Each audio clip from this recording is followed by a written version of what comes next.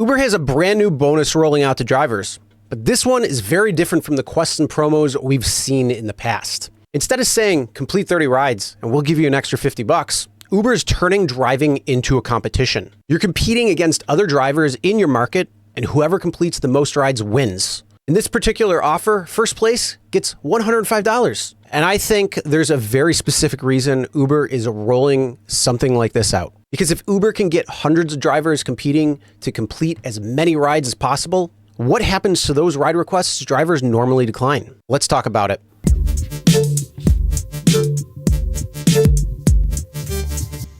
Hey everyone, my name is Chris and welcome to the Rideshare Guy. So let's start with exactly what Uber is offering here. This is called the Uber Pro Gold League, and Uber says drivers can compete against other drivers in their area for a chance to win extra money every week. For this particular competition, drivers have to opt in by August 31st at 6 a.m. The competition runs from August 31st through September 6th at 8 p.m. So basically, you got 1 week, and the objective couldn't be simpler.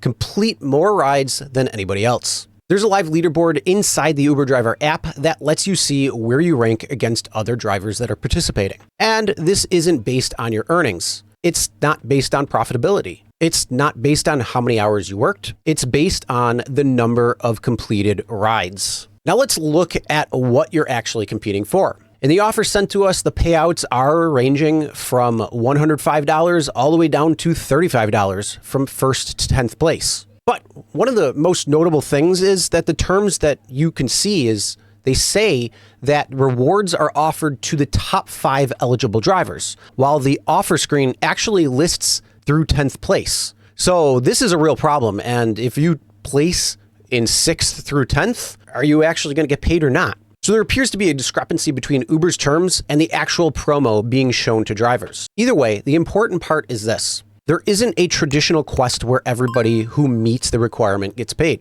You're competing against other drivers for a limited number of prizes. And look at this. There are already 190 drivers in this particular league. That means you're not trying to hit some predetermined target. You're trying to outperform potentially hundreds of other drivers. So who can participate? There are a couple of interesting details buried in the terms. Uber says participating drivers need to be active rideshare drivers, use a personal, non-commercial vehicle, and have completed more than 15 lifetime rides. Drivers also have to remain eligible throughout the competition. Uber says your first name, the first letter of your last name, and your completed trip count can appear on the leaderboard for other participating drivers. You can choose whether a profile picture and active status are displayed. And there's another important detail. If there's a tie, Uber says the reward goes to whichever driver was first to complete their final trip. So even a tie potentially rewards the driver who gets those rides done faster. So why is Uber doing this? Well, this is where the promotion gets much more interesting to me. I think there are 2 major reasons why Uber would want to introduce something like this. First, Uber wants more rides accepted. We've talked extensively about Uber's acceptance rate problem. Drivers have gotten much better at looking at an offer and saying, nope, that's not worth it. A long pickup for $5, decline. Bad destination, decline. A trip where the dollar doesn't make sense for the mileage, decline. And Uber has been introducing different programs designed to encourage drivers to accept more trips. That's not a speculation about Uber Pro itself. Uber explicitly ties its current Uber Pro structure to accepting trips and maintaining acceptance rate requirements for higher statuses. Now introduce a leaderboard. Suddenly, you're not thinking, is this ride profitable? You're thinking, this guy ahead of me has 72 rides and I have 68. I need 4 more rides. That changes the psychology completely. So instead of Uber guaranteeing everybody another $2 or $3 per ride, Uber can put a relatively small prize at the top of the leaderboard and potentially get a much larger group of drivers chasing it. Number 2 is Uber wants you driving more. The second reason is pretty straightforward. Uber benefits when drivers are online completing more trips. And competition can be a powerful motivator. You got a leaderboard, you got rankings, you got a limited amount of time, and now you can see another driving moving ahead of you. So maybe you were going to go home at 8 p.m., but you're in 4th place. You're only 3 rides behind 3rd. You stay out. Maybe you were only going to drive Friday and Saturday. Now you're driving Sunday too. Maybe you normally reject a short $4 ride, but it's 1 more completed ride towards that leaderboard. This is why I think drivers need to be very careful with this promotion. And let's be real, the math has to make more sense. So let's say you're chasing first place and the bonus is $105. Well, sounds good maybe, but How much additional driving did you have to do to get it? But more importantly, how many bad rides did you have to accept trying to win it? So let's use an example.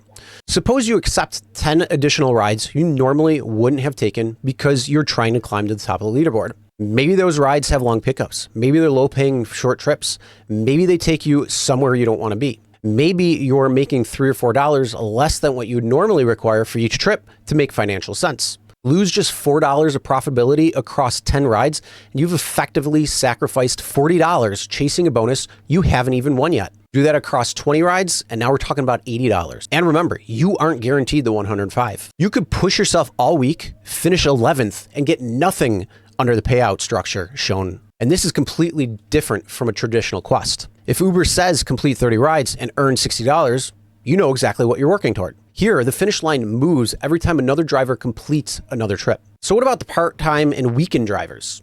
And this is probably the biggest reason I wouldn't chase this promotion. If you are somebody who drives Uber part-time or just works Friday and Saturday night, realistically, who do you think you're competing against? Full-time drivers. Someone driving 40, 50, or even more hours per week has a massive advantage over somebody who's only driving 10 or 15 hours. So if 190 drivers are participating, you're the only one driving a couple of nights, I wouldn't change my driving strategy trying to place on this leaderboard. Could you join?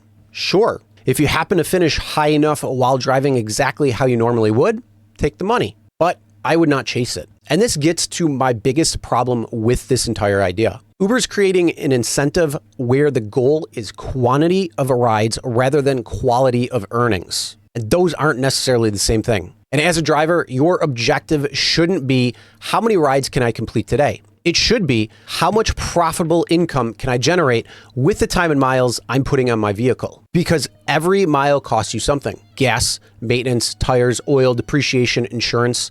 Eventually, you're replacing that vehicle. Completing 100 rides doesn't mean much if you made less profit during those 100 rides than another driver made completing 60. Uber's own current Uber Pro messaging emphasizes earning points for trips, with more trips producing more points and higher status, unlocking additional rewards. The leaderboard takes the same basic incentive and turns it into a direct competition between drivers. So here's exactly how I would approach the Ride League. Join if you want. There's nothing wrong with being enrolled, but then forget about the leaderboard. Drive exactly the way you normally would. Look at every request individually. Know your operating costs. Know your minimum dollars per mile.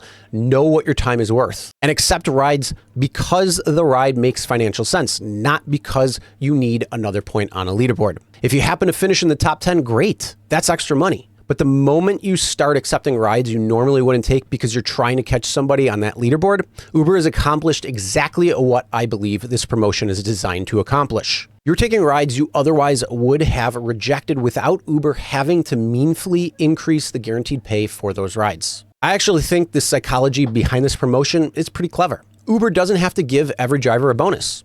It can put hundreds of drivers into a competition and only pay a small number who finish at the top. Meanwhile, everybody participating has an incentive to complete more trips. For Uber, that could mean more drivers online, more rides completed, and potentially fewer requests being declined. For drivers, I think you have to separate the game Uber wants you to play from the business you're actually running. Your goal isn't to win Uber's leaderboard. Your goal is to make money. If a ride isn't profitable without the bonus, don't assume a bonus you may never win is suddenly going to make that ride profitable. Know your numbers. Cherry pick when it makes sense, take profitable rides, and if Uber happens to give you another 35, 70, 105 at the end of the week for doing what you're already going to do, great. But I would not lose money trying to win it. Let me know in the comments if you've gotten one of these Ride League offers yet, how many drivers are in your league, and what the top prize is in your market. It seems like 105 is pretty much across the board, but I'd like to know if it's more. Now, if you want to check out a video that I talk about the worst ride requests that drivers still continue to accept and the ones you should probably pay attention to so you can be more profitable, check out this video right here. Make sure you're subscribed, and we'll see you in the next one.